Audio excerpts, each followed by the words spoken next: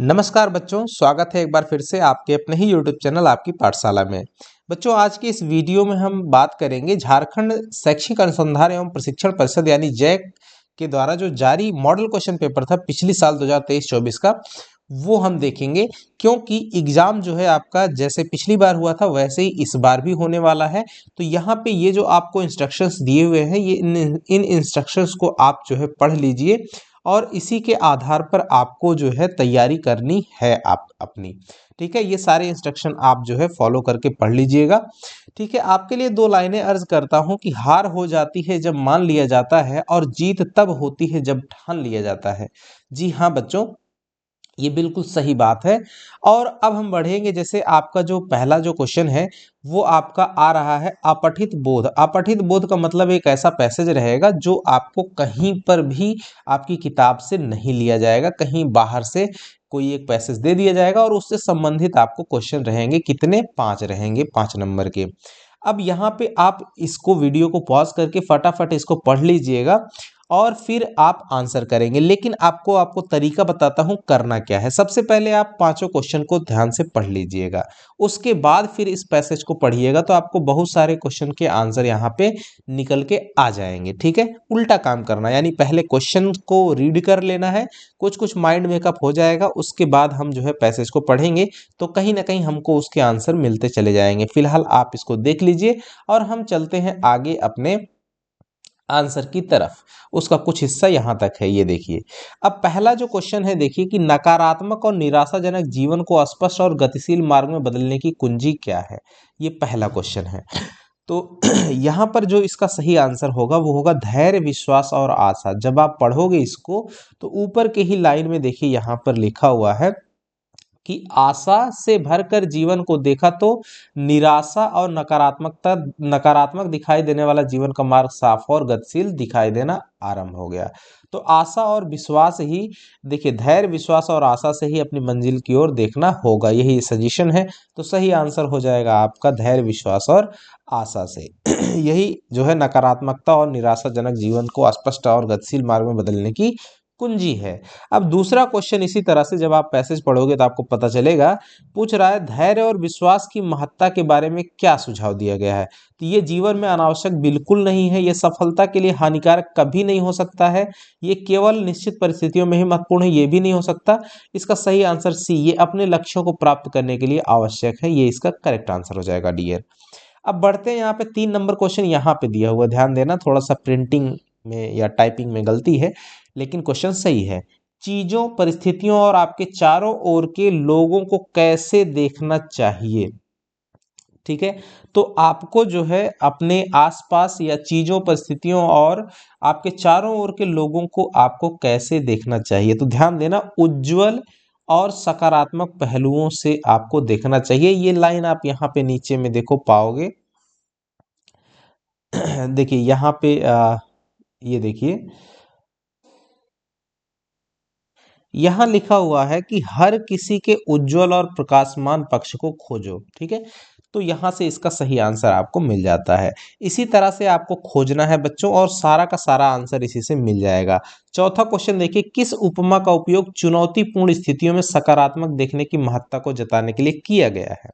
ठीक है, तो कांटों के बीच फूलों का पालना, कांटों के बीच फूलों का पालना, यहाँ पे जो तुलना की वो देखिए पैसेज में, यहाँ आपको दिखाया गया है।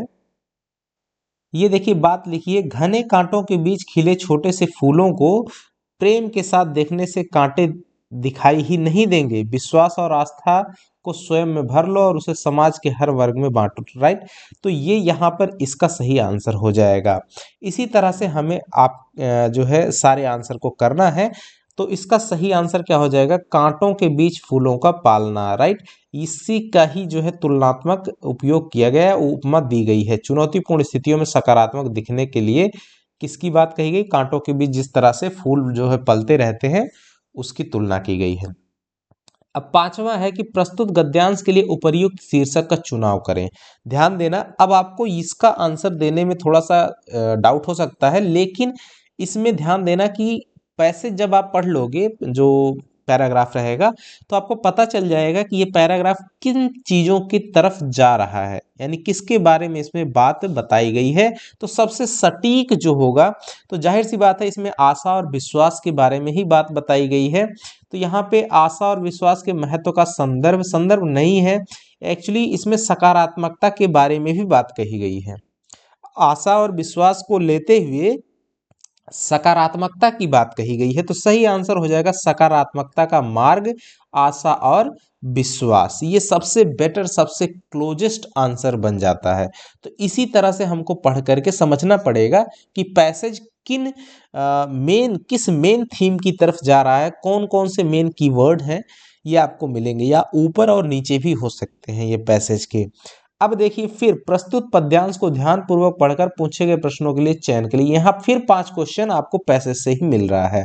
वैराग्य छोड़ो बाहों की विभा संभालो, चट्टानों की छाती से दूध निकालो, है रुकी जहां भी धार सिलाएं तोड़ो, पीयूष चंद्रमाओं का पकड़ निचोड़ो, चढ़ तुंग शैल शिखरों पर सोम पियो रे, योगियों नहीं विजयी के सदृश जियो रे। ये आपको एक कविता की लाइन दी गई है। अब इससे संबंधित आपको क्वेश्चन पूछे गए हैं, जैसे कह रहा है कि कवि भारतीय युवकों को ऐसा जीवन जीने को कहता है जो कैसा हो, योगियों जैसा नहीं पराक्रमी जैसा जैसा हो। ये देखिए लास्ट में ही लिखा हुआ, योगियों नहीं विजयी के सदृश जियो रे। अब आगे देखिए, अगला क्वेश्चन है, पद्यांश में किसे सोम कहा गया है? सोम का मतलब क्या होता है? सोम का मतलब एक्चुअली उससे होता है, लेकिन यहाँ पर चट्टान नहीं होगा, वैराग्य नहीं होगा, योगी नहीं होगा, तो बचता है धार, धार ही हो जाएगा, राइट। सोम एक पेय पदार्थ है, लेकिन यहाँ पे धार से संबंधित है, तो धार ही होगा। अब अगला 8 नंबर का क्वेश्चन है, योगियों नहीं विजयी के सदृश जियो रे, इसका क्या संदेश है? इसका क्या संदेश है, ये आपको पूछ रहा है। तो देखिए, इसका संदेश है कि समृद्धि और सफलता के लिए प्रेरित करने वाला ये मैसेज है, तो सही आंसर बी आपका हो जाएगा। क्वेश्चन नंबर 9, इस पद्यांश में कैसे जीवन को सराहा गया है, राइट। तो इस पद्यांश में आपको कैसे जीवन को सराहा गया है, तो आपको पता होगा कि विजयी जीवन को सराहा गया है, ठीक है। इस कविता का मूल स्वर क्या है, मतलब कि ये कविता किस चीज की तरफ, यानी इसका मेन थीम क्या है, किस चीज के बारे में ज्यादा फोकस कर रही है? तो इसका सही आंसर आपका बन जाएगा आह्वान कर रही है। प्रकृति के बारे में बात नहीं कर रही है, प्रेम के बारे में बात नहीं कर रही है, भक्ति के बारे में बात नहीं कर रही है, ये आह्वान कर रही है, यानी कि एक प्रकार से ये वो बात कर रही है कि योगियों नहीं, आह्वान कर रही है कि इस तरह से काम करो, ठीक है। योगियों नहीं विजयी के जैसा जियो रे या रहो रे। तो इसका सही आंसर क्या हो जाएगा? आह्वान। ठीक है बच्चों, अब आगे बढ़ते हैं क्वेश्चन नंबर 11 की तरफ। निम्नलिखित प्रश्नों के सही विकल्प का चयन कीजिए। तो 11 नंबर क्वेश्चन है, इनमें से किस वाक्य में अकर्मक क्रिया, ध्यान देना, क्रिया सकर्मक, सकर्मक का मतलब जिसके साथ कर्म जुड़ा हुआ है, और अकर्मक जिसमें कर्म नहीं है, ठीक है। तो आपको ऐसे ही ढूंढना है। तो इसमें कौन सा है? सोनम गाना गाती है, अमन किताब पढ़ता है, मोहन सो रहा है, ऐसी क्रिया जिसके साथ कर्म नहीं लगा हुआ है। तो इसका सही आंसर क्या हो जाएगा? मोहन सो रहा है, ठीक है। क्या हो जाएगा? मोहन सो रहा है, इसमें आपका कर्म नहीं जुड़ा है, राइट। अब दूसरा 12 नंबर का क्वेश्चन है, कौन सा वाक्य सकर्मक क्रिया का, देखिए अभी यहाँ आकर्मक क्रिया था, यहाँ सकर्मक क्रिया। सकर्मक क्रिया का मतलब जिसमें कर्म जो है क्रिया के साथ में लगा हुआ है, जिसमें कर्म प्रधान हो। अब देखिए, तो रीता खाना खाती है, रीता खाना खाती है, ये इसका सही आंसर हो जाएगा, राइट। जैसे ये सभी क्या है? ये आकर्मक क्रियाओं के उदाहरण है। खाना खाती है, राइट। अब अगला क्वेश्चन है, जलद का अनेकार्थी शब्द क्या होगा? जलद किसको कहते हैं? तो जलद, नीरज, तोयद, अम्बुद, ये आपके बादल के हैं, ठीक है। तो सही आंसर क्या हो जाएगा? बादल। अगला क्वेश्चन है, दो पदों या शब्दों के मेल से बना तीसरा पद क्या कहलाता है? दो पदों या शब्दों के मेल से बना तीसरा पद आपका समास कहलाता है, ठीक है। दो पद की बात कर रहा है, ठीक है, दो वर्णों के मेल की बात नहीं कर रहा है। अगला, यथासंभव में कौन सा समास है? यथासंभव यानी जितना संभव हो सके, ठीक है। तो इसमें कौन सा समास है ये आपको बताना है, क्वेश्चन है। तो इसमें अव्ययी भाव समास है, अव्ययी भाव समास का मतलब यथा क्या है, अव्यय है, ठीक है। तो जिसमें अव्यय की प्रधानता हो वो आपका अव्ययी भाव समास हो जाता है, ठीक है।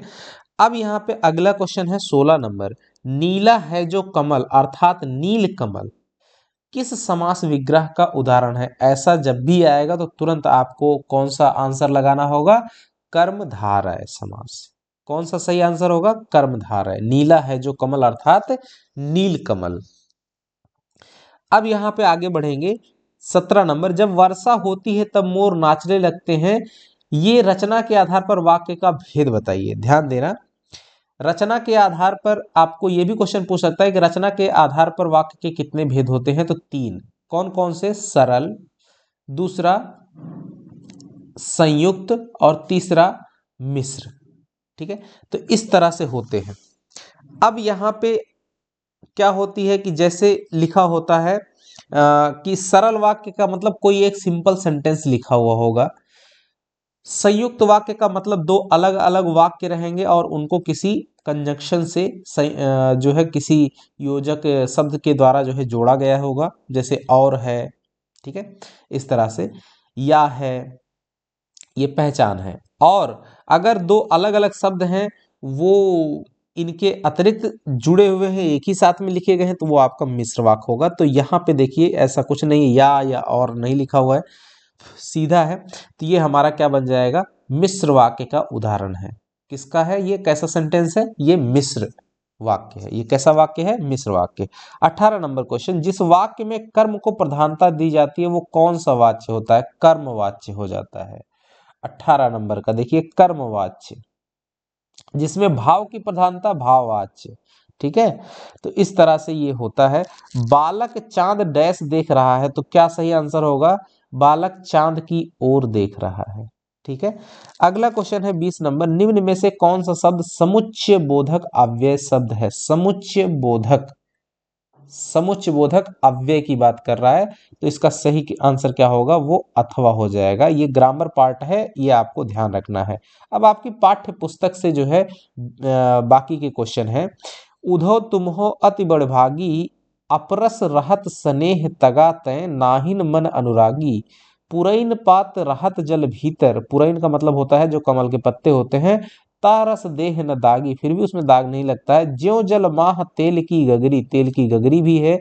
बूंद न ताको लागी, तेल की गगरी में जिस तरह से बूंद नहीं चिपकती है। प्रीति नदी में पाऊं न बोरियो, दृष्टि न रूप परागी, सूरदास अबला हम भोरी, गुर चाटी ज्यों पागी। ध्यान देना, ये सूरदास की लाइनें हैं।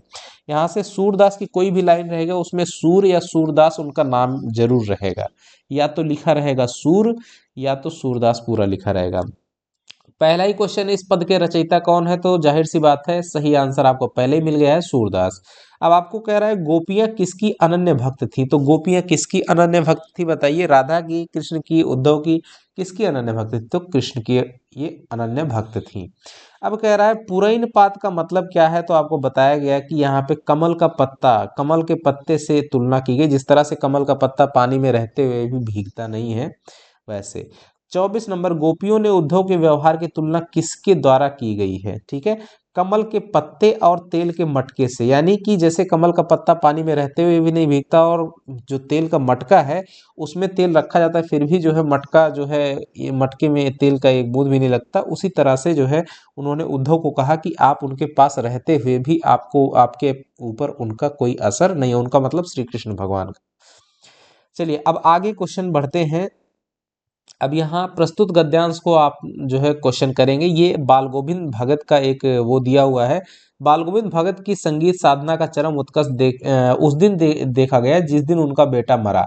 इकलौता बेटा था वह, कुछ सुस्त और बोदा सा था, किंतु इसी कारण बाल गोविंद भगत उसे और भी मानते थे। ध्यान देना, ये आपकी किताब का है। अब ये आपके सीन पैसेज है, ऊपर में अनसीन पैसेज था, ठीक है।